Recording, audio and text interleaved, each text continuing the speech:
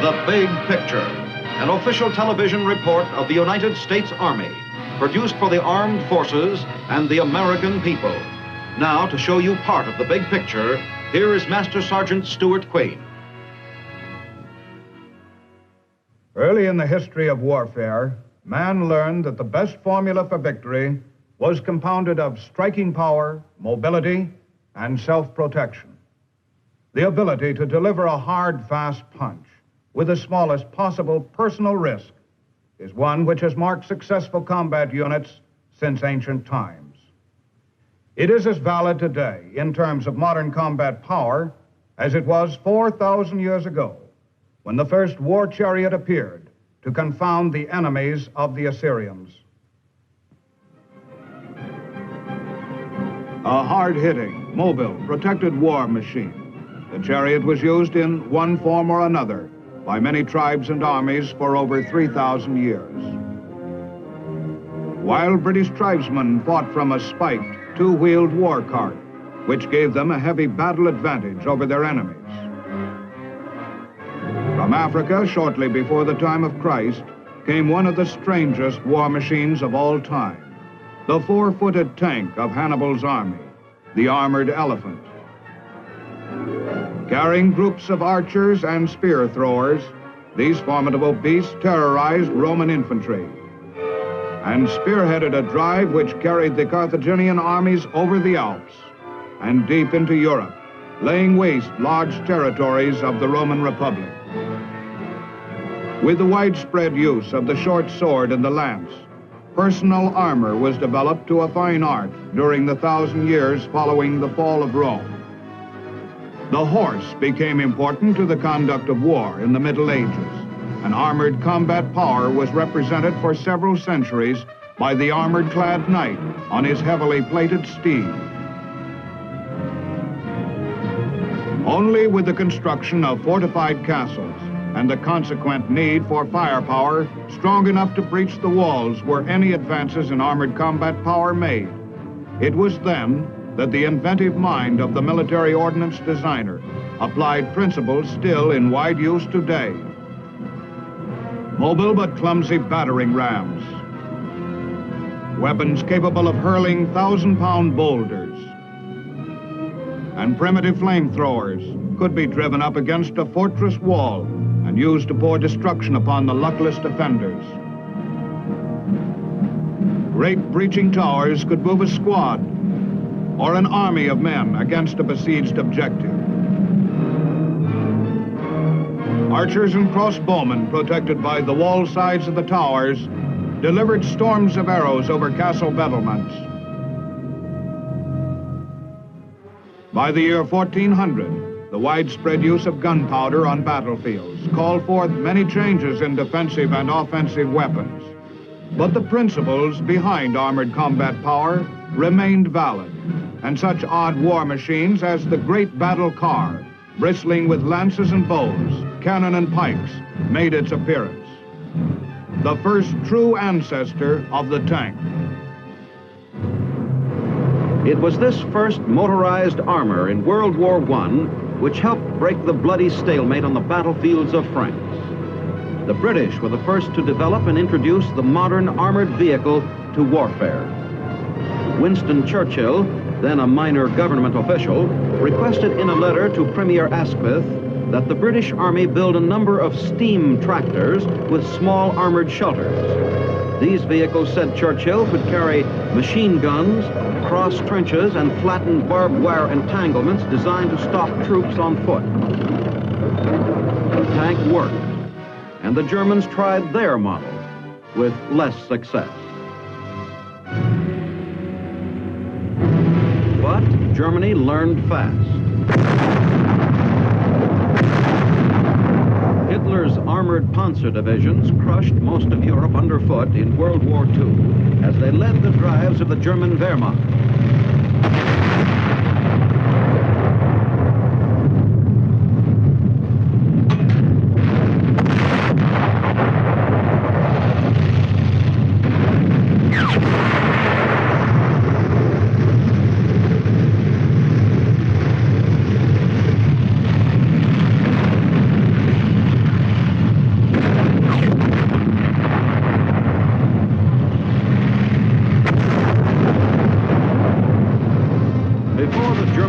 blitzkrieg machinery could be stopped, the Allies had to field armored firepower too. It was more than a match for the Nazis. When the tide of war turned and our invasion forces plunged a motorized spearhead deep into the heart of Germany, American armored combat power played a major role in securing an Allied victory. Once again, on the barren, treacherous hills of Korea, armor bared its teeth and helped decide another fight in favor of free men.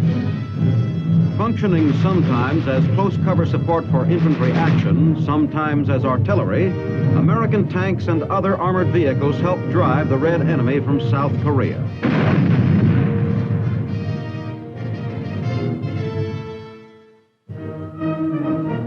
Recently at Fort Knox, Kentucky, armored units from today's dynamic Army flexed their combat muscles in a demonstration which showed precisely what armor is and what it can do. With its capacity for movement, massive firepower, and built-in protection, the shock action of a modern armor team, backstopped by strong supporting weapons, is a guarantee to quick destructive contact with an enemy.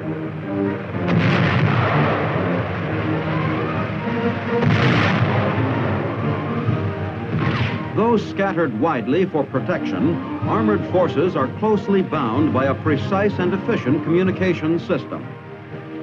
Like so many iron links in an exceedingly strong but flexible chain, vehicles in the armor team operate as a unit, highly responsive to command. Tanks, armored infantry, and other elements move with a single purpose toward their mission: to seize the initiative in combat and keep it. Mobility and the shock action of its firepower make armor capable of fulfilling this mission on almost any kind of battlefield. The vehicles and weapons which make up the fighting core of armor are tough and deadly. Among them are the M84 Carrier for the 4.2-inch mortar, the M42 with twin 40-millimeter guns, the M41 light tank, the M47 medium tank, the M48, a newer medium tank, the 105-millimeter howitzer, the 155-millimeter howitzer, and the armored infantry vehicle. In addition, there are larger, more devastating weapons. The self-propelled 8-inch howitzer, capable of firing atomic projectiles, and the Honest John rocket, another weapon having an atomic capability.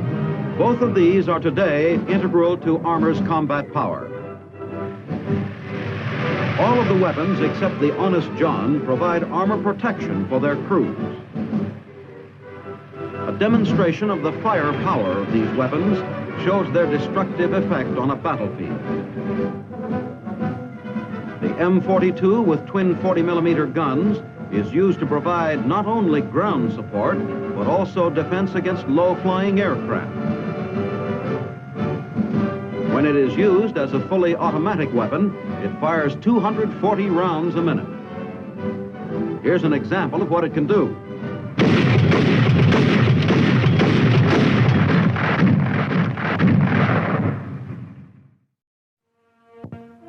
The M41 tank is the reconnaissance vehicle, the modern-day cavalry steed which darts speedily ahead of the others when needed. Plenty of protection is carried along with it in the breech of its fast-firing 76-millimeter gun.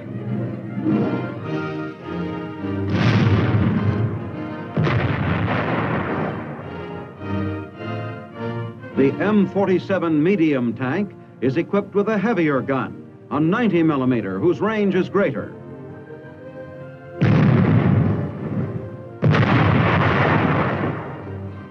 The M48, or Patton tank, also has a 90-millimeter gun.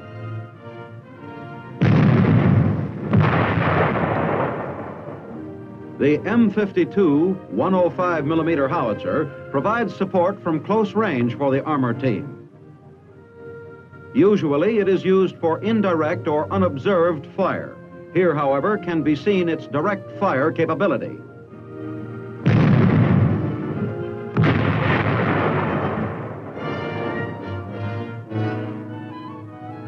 The M44 155mm howitzer fires a projectile weighing 95 pounds. This weapon also provides close fire support for the armor team. It too usually employs indirect fire, but its direct fire demonstrates its force.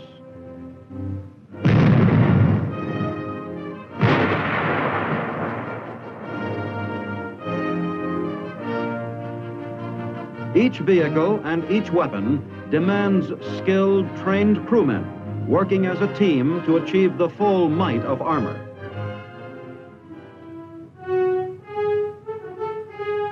The armor team has two basic elements, the tank platoon and the armored infantry platoon.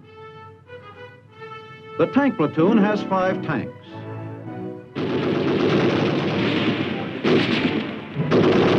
They have 5 30-caliber machine guns mounted in turrets and 5 50-caliber machine guns also mounted the same way.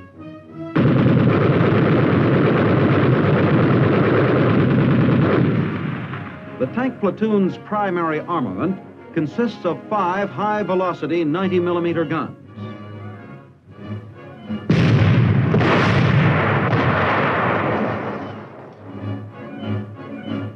Whether it fights alone or as part of a team, the tank platoon is used to attack an enemy force, to counterattack, to destroy enemy armor, to support other troops by direct fire, and to engage in mounted mobile warfare both offensively and defensively.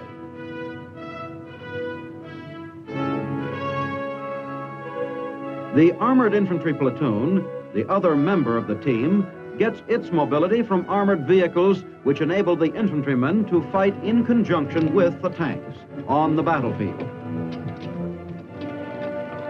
This platoon is able to support the tanks by fire and maneuver in both offensive and defensive combat. The platoon has 3 rifle squads and a machine gun squad. There are 47 individual weapons and 2 30-caliber machine guns manned by crews.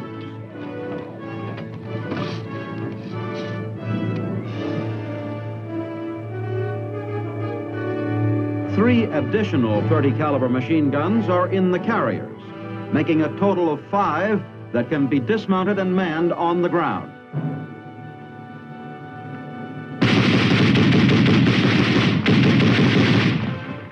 A 50-caliber machine gun is also mounted in each of the vehicles.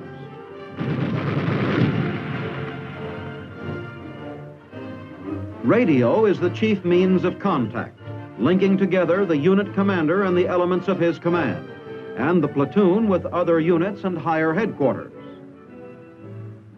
An extensive communications system holds the platoon intact and keeps it operating as a unit.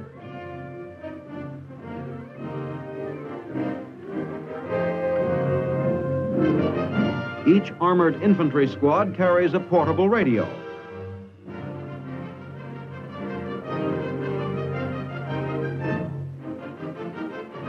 The already devastating firepower of these platoons on the battlefield is supplemented by mortars and artillery. A 4.2-inch mortar platoon can lay down a spectacular blanket of fire.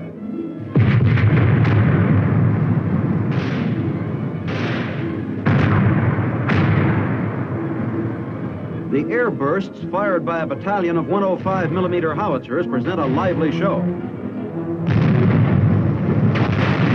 This type of fire is most effective against enemy troops in open fields or in foxholes.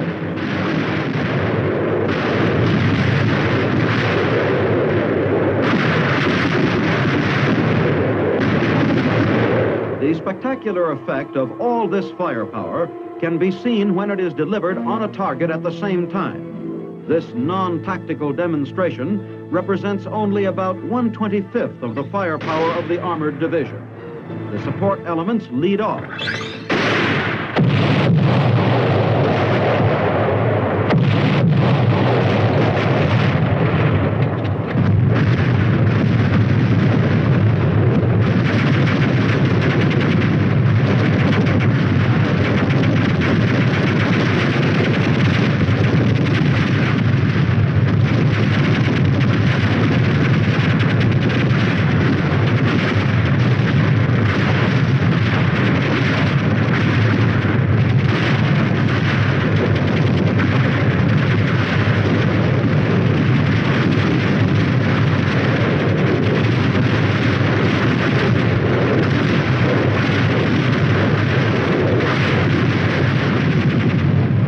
Armor has the firepower to neutralize any target within range of its guns. In spite of their firepower and mobility, however, tanks and armored infantry often need assistance in overcoming obstacles in their way. The armored engineers provide this assistance by improving and maintaining fords, constructing fixed spans, and floating bridges. They also clear minefields and other serious impediments in armor's path.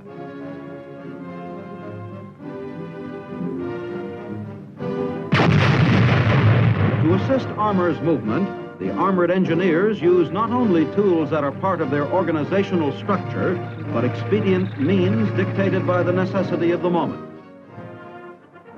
The scout platoon is another valuable partner for the tanks and armored infantry. Moving ahead of them, it can provide advanced security or flank security. It guides other units during movement.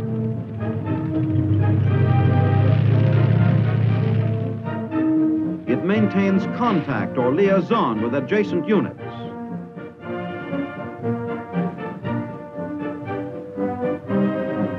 And it serves as the forward eyes in finding out about the terrain, the bridge capacity, and the position of the enemy.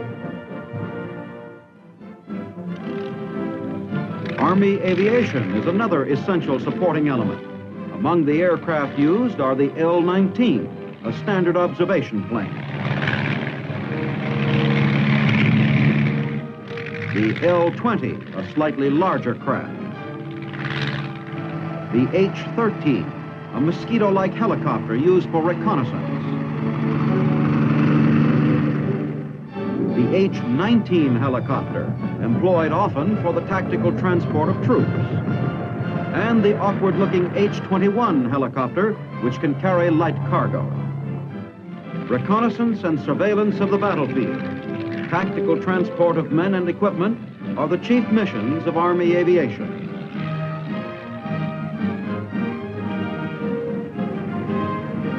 Like the fixed-wing aircraft, the helicopter can be used as an elevated observation post to locate targets and adjust the fire of armored units in the field. Army aircraft, with its invaluable speed and flexibility, gives the commander a means of exploiting to the full armor's own mobility, its firepower and shock action. There is yet another support available to armor, and a powerful one. The tactical support given by the Air Force. Fighter bombers can blast a target with a wide variety of bombs, rockets, and napalm. Here is an example of the tactical support the Air Force provides. A forward air controller belongs to the Air Force, but working with armor spots the target from the ground. Back at the base, the fighter bombers take off.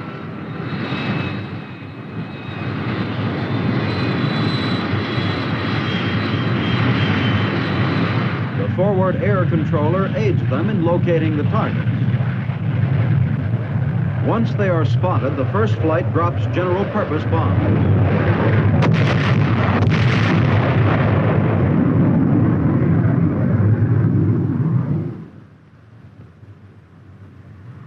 next flight uses machine guns and rockets.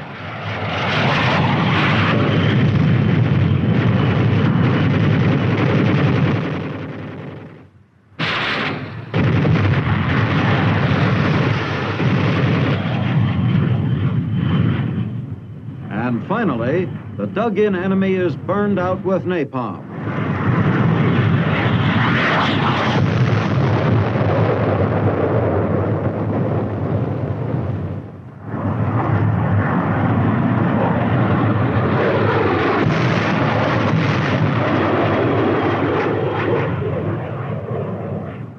The deadly napalm is dropped in a veritable blanket of destruction over the enemy's position.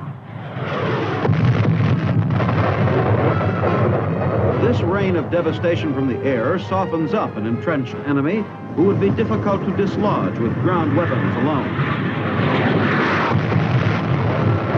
Searing napalm paves the way for assault by armor. If war were ever to be fought on an atomic battlefield, an attack by armor could be supported with atomic weapons. Such an attack can be vividly demonstrated by our Army. Enemy forces occupy strong points along the high ground. Our armored units are located here.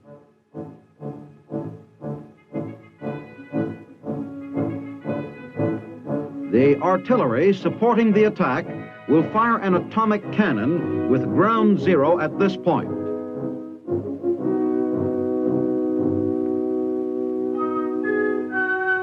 During the attack, the camera will follow an armor team consisting of a tank company with an armored infantry platoon attached.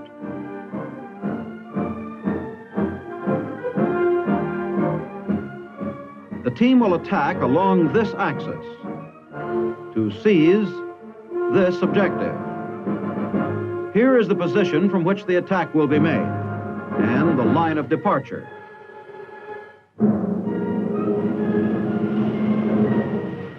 The tanks, followed by the armored infantry, move into the attack position.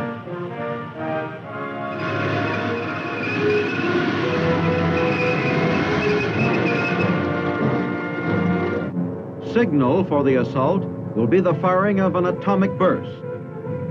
15 seconds to 0. 10, 9, 8, 7, 6, 5, 4, 3, 2, 1.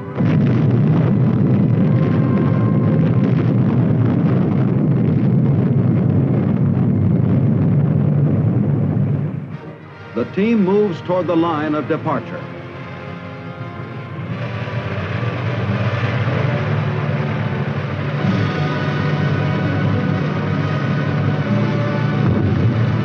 Meanwhile, the supporting elements lay down a curtain of non-atomic fire.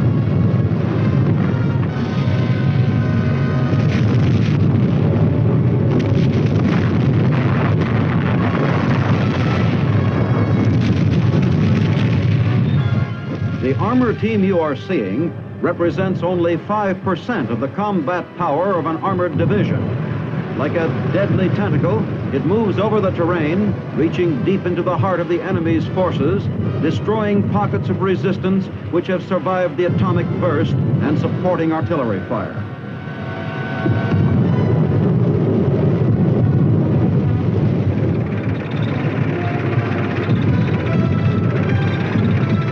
An enemy tank gun on the left flank poses a threat to the advance. It must be eliminated quickly. A clean hit and the target is destroyed. As soon as the hazards of radiation from the atomic blast have cleared sufficiently, the tanks continue their steady advance.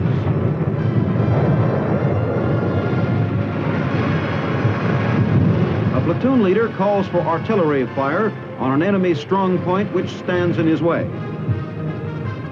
At the Artillery Fire Direction Center, the firing data is prepared and the guns respond.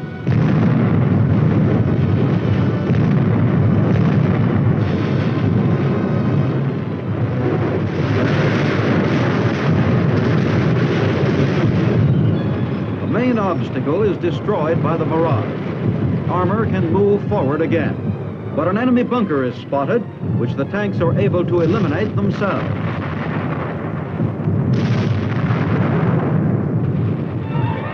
Under the cover of continued artillery air bursts, the team advances.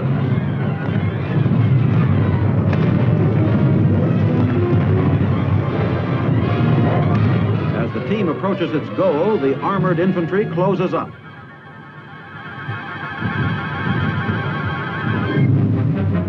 Prepare to dismount is the command passed by the platoon leader. Before giving the order to dismount, the team commander asked that the artillery shift its fire to enemy positions on the flank and rear of the enemy's forces.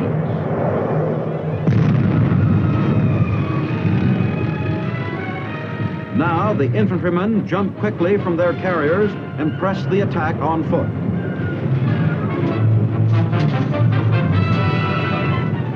Cautiously, they move forward with the tanks.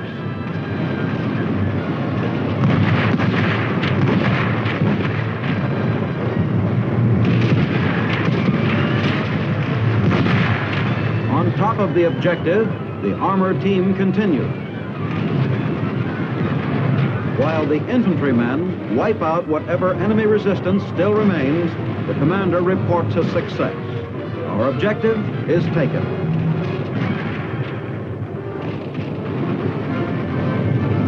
But the team does not halt for long. With the fight taken out of the aggressor force here, the armor team prepares to advance on the next objective.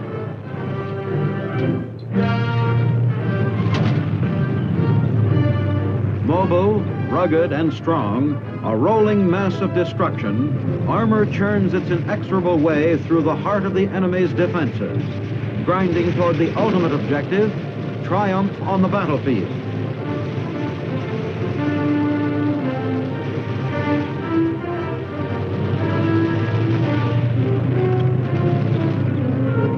The emergence of the armor team on the field of combat has often decided the course of battle in modern war, and would decide it again if called upon. In armor, there is strength, and in strength, there is victory.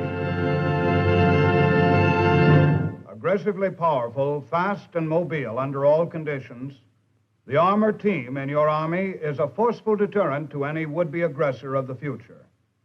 Now, this is Sergeant Stuart Queen, your host for The Big Picture. The Big Picture is an official television report for the armed forces and the American people. Produced by the Army Pictorial Center.